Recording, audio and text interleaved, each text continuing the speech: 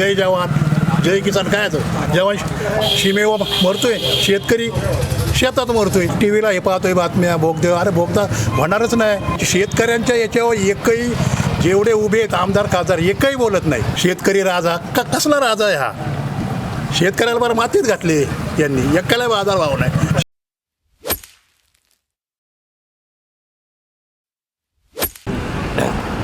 नमस्कार मंडळी, ईशा हाड या यूट्यूब चॅनलमध्ये आपल्या सर्वांचं स्वागत आहे. आत्ता आपण आहोत आंबेगाव तालुक्यातील अवसरी बुद्रुक या गावात. आत्ता विधानसभेच्या इलेक्शनचे जो प्रचार आहे आत्ता चालू झालेला आहे. तर आपण अवसरी बुद्रुक या गावामध्ये जनतेचं मत काय, जनतेच्या मनातला आमदार नक्की कोण आहे हे जाणून घेऊया. चला आता आपण प्रवेश करूया अवसरी बुद्रुक या गावामध्ये. 20 तारखेला मतदान आहे. तर तुम्ही आत्ता अवसरी बुद्रुक या गावात आहे, तुम्ही अवसरी बुद्रुकच्या ग्रामस्थांना काय आव्हान करा? आंबेगाव तालुक्यातील तरुणांना माझ्या वतीने एकच आव्हान राहील, साहेब हे आपल्यासाठी लढतात आहे, आपल्या पाण्यासाठी लढतात आहे. हे काही त्यांच्या घरचं काम नाही, हे तुमच्या आमच्या सगळ्यांचं घरचं काम आहे. साहेबांना त्यासाठी सर्वांनी साहेबांच्या पाठीशी भक्कमपणे उभं राहायचं आहे. साहेबांची लढाई ही पाण्याशी आहे. साहेबांना हे बाकी सगळे गद्दार म्हणत असतील, पण त्यांनी पहिलं स्वतःपाशी पाहावं विरोधी उमेदवारांनी की आपण पहिली काय गद्दारी केली, आणि दुसरी गोष्ट आपण पक्षात असताना सुद्धा किती गद्दारी केली ह्या पण गद्दारीचा पहिला अभ्यास करावा, आणि मग पुढच्यांना आपण गद्दार म्हणावं. पहिले एक बोट करत असेल 4 बोटं आपल्याकडे, ह्या बोटाचा अभ्यास करावा आणि मग त्यांनी पुढच्याला गद्दार म्हणावं. जसं की आत्ता आमच्या ज्येष्ठ मंडळींनी सांगितलं, ज्यांनी 1990 पूर्वीची परिस्थिती बघितलेली आहे ती काय आम्हाला माहीत नाही, कारण आमचा जन्म हा 2003 नंतरचा आहे. जेव्हा आमचा जन्म झाला तेव्हा साहेबांच्या माध्यमातून होणारी कामं आणि माननीय विष्णू काका यांच्या मार्गदर्शनाखाली जी होणारी कामं आहेत गावातली ती मार्गी लागलेली होती. बरीचशी कामं आमच्या नंतर झाली, तेव्हा पण आम्ही बरेच छोटे होतो. आत्ता आम्हाला जे कळतं आहे, पण जेव्हापासून आम्हाला कळायला लागले, जे आम्ही जी कामं बघतोय, जी साहेबांच्या माध्यमातून आणि विष्णू काकांच्या मार्गदर्शनाखाली गावात झालेली अतिशय सुसंस्कृत गाव हे आमचं अवसरी बुद्रुक आहे. ही जे पूर्ण जी कामं झालेली ही साहेबांच्या माध्यमातून झालेली ही आम्हाला तरुण पिढीला ज्ञात आहे. म्हणून आम्ही आमची विद्यार्थी काँग्रेसची बॉडी आणि आमचे सर्व तरुण वर्ग साहेबांच्या मागे खंबीरपणे उभे आहे आणि साहेबांना अधिकता लीड देऊ आमच्या गावातून अशी ग्वाही देतो आणि थांबतो. धन्यवाद. आता बोलायचं म्हणलं तर आपला आंबेगाव तालुका सोडून दुसऱ्या तालुक्यामध्ये प्रवेश करताना रस्त्याची कामे करतात. आंबेगाव तालुक्यात 35 वर्षात झाली रस्त्याची कामे झाली किंवा इतर बदल असतील तर ते डायरेक्ट समोर येतात.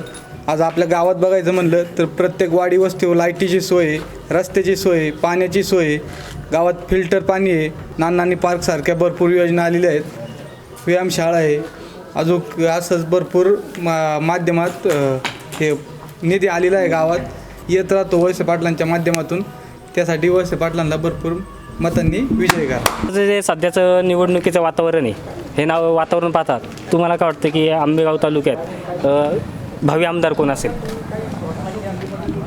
आम्ही का भविष्यकार आहे का कोणाचं भावी आमदार कोण असेल आता ते निवडणूक झाल्यानंतरच कळेल ना. आपण आधीच कसं काय भाषा बोला. तुमच्या मनातला कोण आमदार? आमच्या मनातलं काय आता यांनी विकास केला तेच वळसे पाटील. पण मला एक सांगायचं आहे, हे व सगळे भोगदेव बोलत आहेत, याच्यावर बोलत आहेत, शेतकऱ्यांबद्दल काहीच बोलत नाही ना. इथं आता सोयाबीनला भाव नाही, कांद्या बटाट्याला नाही भाव, याच्याबद्दल कोणच बोलत नाही. हे बोलायला की आहे ना शेतकऱ्याबद्दल, आहे की नाही? ही बोलतीच नाही कोण. जो तो येतोय, मी आता टी व्हीला हे पाहतोय बातम्या, भोगदेव अरे भोगता होणारच नाही. त्याच्यावर वेळ कायला खर्च करता? शेतकऱ्यांवरती बोला ना तुम्ही. शेतकऱ्यांच्या मालाला बाजार नाही आता, त्याच्यावर बोला. त्याच्या पुढचं तुमचं उद्दिष्ट काय आहे बा, त्याच्यावर बोला बा. हा सोयाबीनला आता 3000 रुपये भाव आहे, काय आहे ना, परवडत नाही, त्याच्यावर बोलाच तुम्ही. दुधाचा प्रश्न आहे, दुधाला बाजारभाव नाही. याची शेतकऱ्यांच्या याच्यावर एकही जेवढे उभे आहेत आमदार खासदार एकही बोलत नाही, एक सुद्धा नाही बोलत. हा दुधाच्या याच्यावर कोण? दुधाला तुम्ही सांगा, सकाळी पाण्याची बाटली 20 रुपयाला आहे, दुधाला काय? इथं सकाळी 4ला उठायचं, पार संध्याकाळी 8-9 वाजेपर्यंत झुजायचं पार मनकं गेलं पार, तरी बाजार नाही अजून.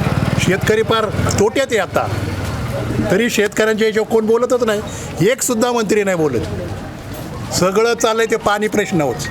तर काय बोला, पाणी प्रश्न आहे ते बोलतात, ते महत्त्वाचं आहे. पण जरा शेतकऱ्यांच्या याच्यावरती पण तुम्ही बोला की.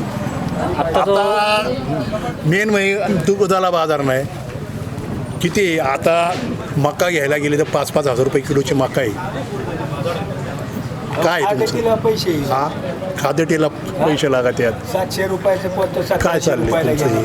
हा तुम्ही इथून आमच्याकडनं 27-28 रुपयांनी घेताय तिकडं 40 रुपयांनी विकत आहे दूध आणि येणारच सरकारने आहे ना शेतकऱ्यावरती जास्त जोर द्यायला हे म्हणतात ना बा शेतकरी राजा कसला राजा आहे हा शेतकऱ्याला बरं मातीत घातली यांनी एकाला बाजार भाव नाही शेतकरी राजा काय हा हे म्हणतात जय जवान जय किसान काय आहे जय जवान सीमेवर मरतोय शेतकरी शेतात मरतोय यांना काय हे फिरत आहेत गाड्यांनी आपलं यांना काय घेणं द्या नाही का शेतकऱ्याच्या याच्यावर कोणी बोलत नाही याच्यावर बोललं पाहिजे याच्यावर तुमचं ते GST असू हा काही कमी झाला पाहिजे बोलतीच नाही कोण याच्यावरती कामं ही भरपूर केलेली आहे अजूनसुद्धा कामं बाकी आहेत आत्ता सध्या याला 14 ते 15 कोटी रुपये निधी दिलेला आहे एक सभामंडप आहे मोठा 1 कोटीचा कामं भरपूर आहेत कामाबद्दल काही दुमत असण्याचं काही कारण नाही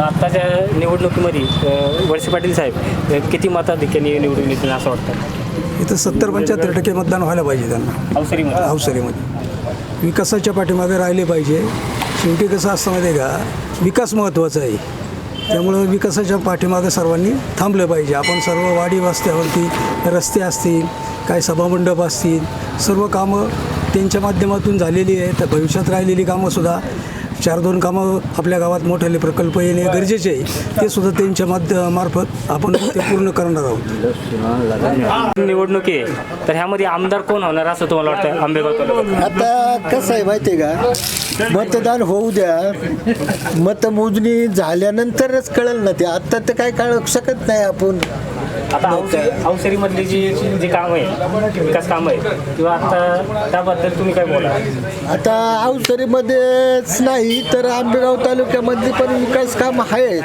नाही असं नाही पण विकासापेक्षा आहे ना लोकांना या पक्षांतराचा मुद्दा आवडलेला नाही किंवा काय झालं की आता पाटलांनी वळसे आपलं शरद पवार साहेबांना भरपूर साथ दिली त्यांच्या वडिलांनी साथ दिली याबद्दल दुमतच नाही पण पाटलांनी नेमकं वळसे पाटील हे कशासाठी बुवा असं केलं त्यांनी वेगळा वाट का धरली याचा उलगडा त्यांनी केला तर बरं होईल मला असं वाटतंय असं माझं म्हणणं आहे त्यांनी जर उलगडा केला तर मतपरिवर्तन लोकांचं होऊ शकतं नाही असं नाही धन्यवाद आता विधानसभेची जी निवडणूक आहे त्यामध्ये एक तुमचं काय मत आहे की भावी आमदार कोण होईल मला वाटतं मान्य नामदार दिलीपरावजी वळसे पाटील साहेब हेच आमदार होते तेच राहिले तालुक्याचा जर विकास करायचा असेल तर तेच आमदार राहिले पाहिजेत आणि तेच आमदार होते आत्ताचं जे विधानसभेची इलेक्शन आहे त्यामध्ये आमदार म्हणून कोण निवडून येतील आपल्या भागातून आंबेगाव तालुक्यात आमदार म्हणून दिलीप वळसे पाटील का त्याचं कारण असे गेल्या 35 वर्षे केलेला विकास अतिशय सिस्टमॅटिकपणे ह्या भागाचा केलेला विकास आता तालुक्याचं नाही सांगत मी गावाच्या पुरतं बोललो तर गावचा अवसरी बुद्रुकचा एवढा भौगोलिक परिसर मोठा आता मी गावात काम करताना बऱ्याच वेळा पाहिलेले कोणतेही काम साहेबांक घेऊन गेल्यानंतर ते काम झालं नाही असं कधी होत नाही आता मेन प्रश्न आला पाण्याचा आता जे चालले सगळीकडं तर पाण्याचा प्रश्न इतका ज्वलंत आहे कारण हे साहेबाचं 20 वर्षापूर्वीचं स्टेटमेंट आहे की भविष्यातली लढाई पाण्यासाठी होईल संघर्ष पाण्यासाठी होईल त्याचं आता कळायला लागलं की साहेब ते त्यावेळेस का म्हणत होते आता त्याचं ज्वलंत उदाहरण आता हे पाण्यावरून चाललं नाही बोगदा वगैरे आणि साहेब का गेले साहेब शेवटी जनतेसाठी उद्या जर माझ्या गाव काय संकटित असेल तर मी गावाच्याच बाजूने उभं राहणार ना तालुक्यात एखादं कोणी सांगितलं तसं आज जो प्रश्न पाण्याचा आहे 35 वर्ष त्या माणसाने एवढं जीवाचं रान करून आज कधीतरी लोक आमच्यासारखा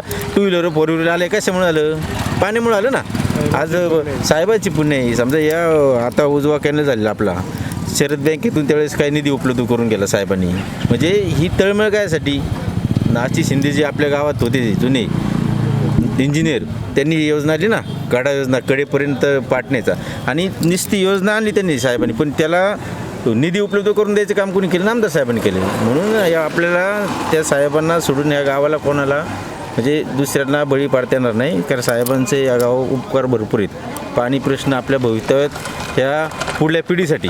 एकदा जर या पाण्याचा संघर्ष मग चालूच झाला तो. आज निसर्गाची अशी अवकृपा. एक वर्ष तुम्हाला माहिती आहे का, डिंबे धरणात आपल्या तालुक्यात पाऊस नव्हता पडला, फक्त अवपीक पाऊस पडला होता. 100% धरण भरलं होतं आणि आपलं त्या भागात सुफलाम त्याच्यामुळे झाला धारणामुळे. म्हणजे त्या भागाला पाणी द्यायला दुमत नाही. ती आपलीच लोक आहेत, आजही आपले खाली नाते की, पण अतिरिक्त पाणी त्यांना दिलं पाहिजे. निसर्गाच्या नियमाप्रमाणे आपल्या इकडे पाणी होते, धरण झाले, आपल्या भागला त्यांना दिलं पाहिजे, त्याच्यामुळे दुमत नाही. पण असं काहीतरी खोडीलपणा करून बोगदा करून नेणं. आणि साहेब त्याच्यामुळेच या तालुक्यात येणार लोकांना मागं उभं राहिलेत आणि मग आमचं सुद्धा काम आहे साहेबांना मागं उभं राहायचं. विकासाच्या बाबतीत तर भरपूर झाले. मी म्हणजे आता गावात सगळे इथून रस्ते बघा तुमचे मी 2.5 किलोमीटर शेवटचं घर आहे, माझ्या घरापर्यंत आज डांबरी रस्ता झालेले आहे. पण मग साहेबांमुळे झालं ना. म्हणजे ही जी सुविधा झाली साहेबांमुळं, म्हणून आमदार साहेबाला सोडून हे गाव तरी 80% तर मला खात्री आहे की साहेबाला सोडून जाणार नाही. कारण साहेबच पर्याय हा शेवटचा साहेबच आपल्याला, नामदार साहेब. आज आपल्या गावात आपण पाहतोय की भरपूर असा तरुण वर्ग निकम साहेबांच्या मागे गेलेला आहे. तर याबद्दल तुम्ही काय बोला, काय कारण असेल? तर तरुण वर्गाचं कसं असतं, थोडं आता निकम साहेबाच्या मागे जाण्याचं बघतात. त्यांचं कसं 2 गोष्टी आल्यात. साहेबाच्या पद्धतीने तालुक्यात राज्य लेवलला काम करत असल्यामुळं खालच्या लेवलला निकम साहेबाचा हा प्रश्न तुमचा बरोबर, त्याच्याबद्दल दुमत नाही काही. कारण निकम साहेब वैयक्तिक सुखात दुःखात येणे, मग त्याच्यामुळे थोडा संपर्क, हा कोण रे तो कोण रे, मग लोकांना वाटतं बाबा साहेब मला विचारतात. आता मला जेवढं साहेब ओळख नाही एवढं निकम साहेब ओळखीतात. मग उन्हीच तर ओळखू जमणार आहे का? ओळख असणे आणि काम करण्याच्यात फरक नाही का? म्हणून निकम साहेब मग पोरांना वाटतं बाबा गाड्याचा प्रश्न असं बोलणं हे तरुण पोराचं. पण आज समजा आमच्या घरातला एखादा तरुण पोरगा तो म्हणून निकम, पण आमची 7 मतं काय म्हणणार नाही आपल्याला साहेब. हा फरक आहे ना, तरुण पोरं हाय दिसते त्याच्यामुळे. पण असं आहे आपवादक परिस्थितीमध्ये असं काही नाही. शेवटी तरुण पोरांना कळते काम कोण करते, प्रश्न कोण मांडते, प्रश्न कोण सोडवते. त्याच्यामुळे असं काही नाही समजायचं. कारण की तरुण मुलं आहेत साहेबांमागं, तरुण आहेत, ज्येष्ठ आहेत. हॅलो साहेबच फक्त, बाकी नाही. फक्त साहेबच फक्त, बाकी काही बोलायचंच नाही. ते अवसरीमधून किती टक्के मतदान साहेबांना? 80 ते 85%. 85% मतदान होणार. आणि जी आंबेगाव तालुक्याची निवडणूक आहे विधानसभेची, त्यामध्ये आपण पाहतोय की खूप पाटीदारीची निवडणूक होणार आहे असं चिन्ह दिसतंय.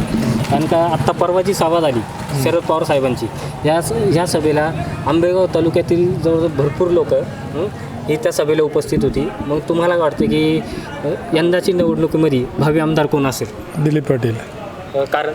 कारण त्या सभेला जी माणसं उपस्थित होती ती फक्त शरद पवार दिलीप पाटलाबद्दल काय बोलणार आहेत याचे ही ऐकण्यासाठी जवळजवळ 50% माणसं होती. ती काही सगळी देवदत्त निकमची माणसं आहेत असं काही वाटून घ्यायचं काही कारण नाही. साहेबांनी केलेला आत्तापर्यंतचा विकास आणि तरुणांना जे आजला मिळाले सुखसुविधा, याला सगळ्या गोष्टीला कारणीभूत साहेब आहेत. साहेबांनी जो तालुक्यामध्ये विकास केला, जे बागायती झालं, त्याच्यापासून जे उत्पन्न निघालं, तिथून पुढं तरुणांना हे मिळालं ना, रोजगार मिळाला, पैसे उपलब्ध झाले. आपल्या आंबेगाव तालुक्यामध्ये येणारा भावी आमदार कोण असेल निवडून? आता आपल्याकडे म्हणजे पूर्वीची कामं केलेला माणूस आपले आमदार वळसे पाटील यांना आमची संपूर्ण माझ्या कुटुंबाची आणि माझी मतं त्यांना मिळणार आहेत. धन्यवाद. बस ना. आजचा तरुण वर्ग आंबेगाव तालुक्यामध्ये यांना काय वाटते की भावी आमदार कोण असेल?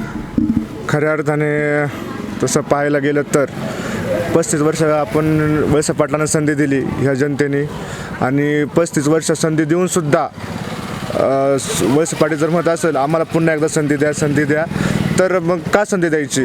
तुम्हाला जर विकास करायचा आहे ते म्हणतात आम्हाला विकास करायचा आहे, मग तुम्ही 35 वर्ष काय केलं?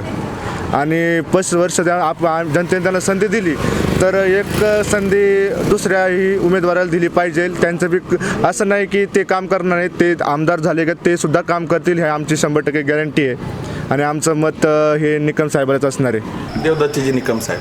त्याचं कारण आम्हाला आता आम्ही एक शिवसैनिक आहे.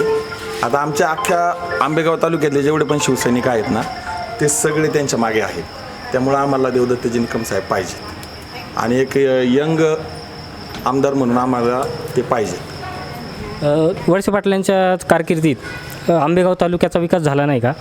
नाही, विकास झाला आहे, पण आता 35 वर्ष ते आमदार असल्यामुळे विकास तर होणारच आहे. समजा एखाद्या माणसाने 35 वर्ष जर त्या पदावरती काढले असतील तर विकास होणारच आहे. पण मला असं म्हणायचं आहे की तुमचं 10 वर्षाचं व्हिजन काय आहे, पुढच्या 10 वर्षांचं, बुवा नोकरी बिकरी ह्या गोष्टींबद्दल ते त्यांनी सांगायचं आणि मग मतं मागायला पाहिजे होती. ते जुनंच सांगतायत की आम्ही हे केलं, आम्ही ते केलं. तुम्ही यंग बॉडीसाठी तुमचं व्हिजन काय आहे हे असतं ना तर एक वेळेस फरक पडला असता. पण आता आम्हाला यंग माणूस पाहिजे, देवदत्तजी निकम साहेब. तरुण वर्ग हा साहेबांवर का नाराज आहे? तरुण वर्ग साहेबांवरती नाराज नाही, तर जे खालची जे पदाधिकारी मंडळी जी कोणी असतील तालुक्यातली त्यांच्यावरती नाराज आहे सगळी मंडळी. त्यामुळं आणि आम्ही तर तसं पण जसं मला मतदानाचा अधिकार आला आहे, जसा मी शिवसेनेत आहे आणि तसा मी विरोधातच आहे. धन्यवाद. अजून